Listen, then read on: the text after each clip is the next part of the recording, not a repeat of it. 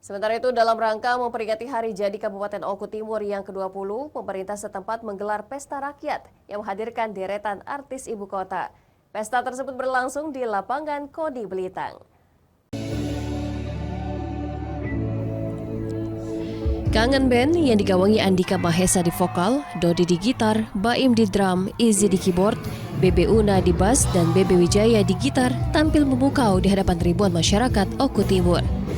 Sebelumnya, Bupati Oku Timur, Lanosid, menyampaikan permohonan maafnya kepada masyarakat Kabupaten Oku Timur atas perubahan jadwal konser yang dilaksanakan di lapangan Koni Gumawang tersebut, yang semula dijadwalkan akan berlangsung pada malam hari berubah menjadi siang hari.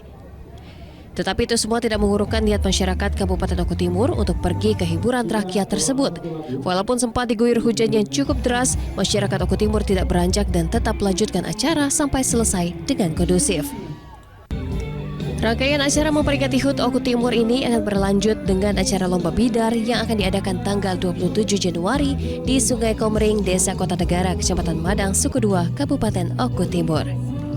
Sepertinya masyarakat menginginkan malam, tapi mungkin banyak pertimbangan yang harus diperjuangkan. Artinya tadi setelah saya sampaikan, masyarakat Oku Timur yang alhamdulillah syukur yang pintar sudah 73%, dan nanti kalau sudah mencapai di 80% baru dapat kita buka kembali tentang aturan konser pada malam hari. Dari Oku Timur, Jatmiko Armansyah, iNews melaporkan.